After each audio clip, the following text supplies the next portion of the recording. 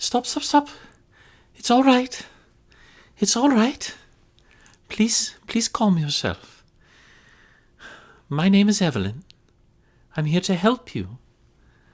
I have some experience with people like you, and I think that we could be friends. All right? I know what it's like to come back from the dead.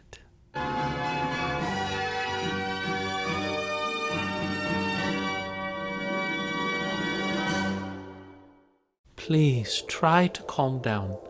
I know this is so hard right now, but you're doing fantastic. You are so confused and you don't know what's going on, but everything is going to be all right. I know it's confusing.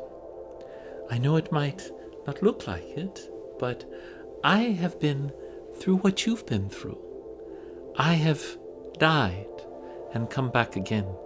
I've also faced a creature who came back from the dead who was not the best sort, shall we say?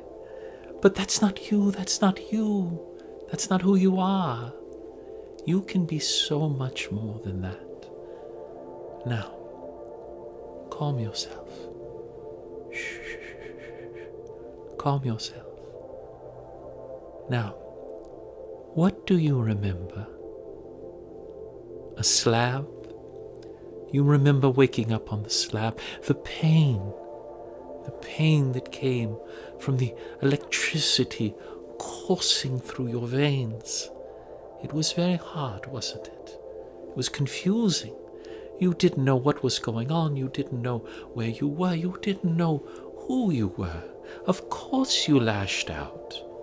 It's completely understandable. And let's face it, your mentor, creator, whatever you want to call him, he didn't think of you as a person. He thought of you as a thing.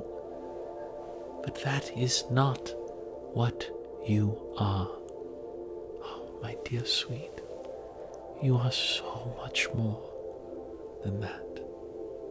Now, you have gifts. You are so much stronger than a normal human. And your body is resilient. When you were hiding and you were helping that family, you were out in the freezing cold, and yet you barely felt it, didn't you? Yes, you are special. And I think you deserve more than to have to take the name of the man who created you. You are not Frankenstein.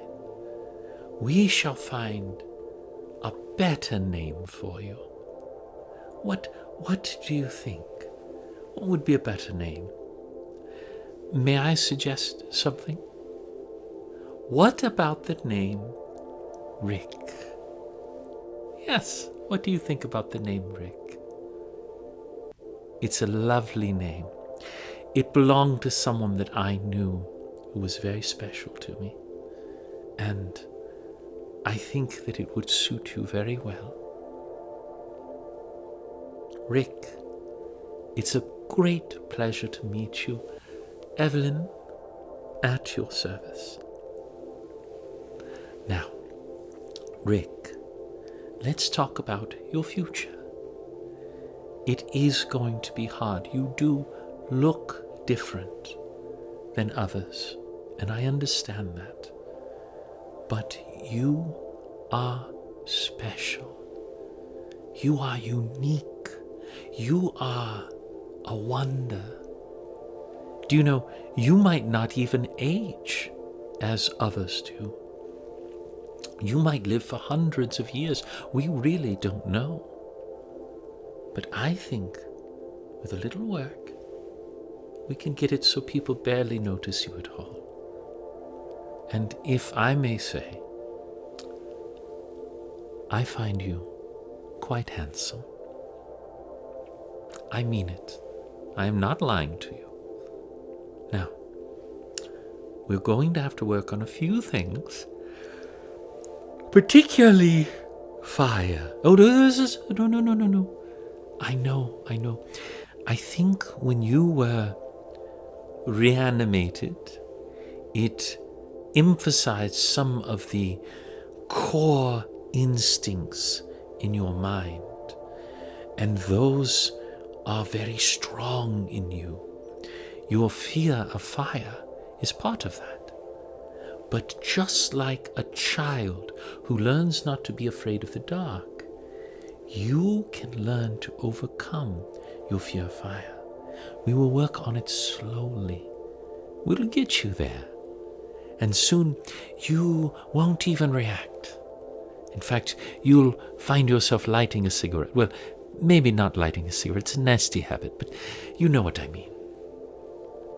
Now, I think that you could do an amazing amount of good in the world. With your strength and endurance, and yes, intelligence, even though you don't think you're smart, I know that you're smarter than people know. Yes, Rick, you are.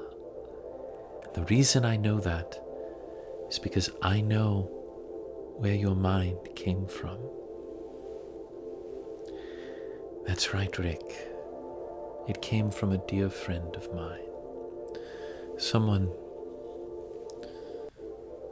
that was taken from me before his time. Someone who died sacrificing himself, only to find a rather unscrupulous scientist taking his brain and his face and a few other features and using it to rebuild you. Now, you are not the Rick that I knew, but there is a core to you, and I think that I know that core very well, and I think that you and I could become great friends, maybe even something more. But let's not rush things. What I would like to do, what I would like to propose, is that with you falling, sadly, the mummy's armies are still running rampant. You remember, don't you? I saw the look on your face when I said mummy. I think that you are a secret weapon. You have crossed the divide between the living and the dead, and they have no power over you. I saw when you were escaping from the doctor's lab, you took out 6 of Anubis's soldiers, just dispatched them, where our friend and his mightiest warriors can do nothing more than hold them at bay. You are a marvel. And you could be the greatest hero that the world has ever known. So, I have done a bit of sewing. I'm not the best seamstress, but Mother taught me a few things. And I've made you an outfit. I hope you like it. And I've resized your shoulder straps so that they'll fit. And I've also gotten a few modified weapons to better fit your larger hands. I think you will like them. You will also be able to wield other weapons with great efficacy. I have a saber from your cavalry days with an extra large pommel and handle for you. Are you ready, Rick? We need you. I need you. Will you help me? Thank you so much. I can't do this without you. And to be honest, I thought I had lost you forever. Just like I came back, you came back. In a different way, but you still came back.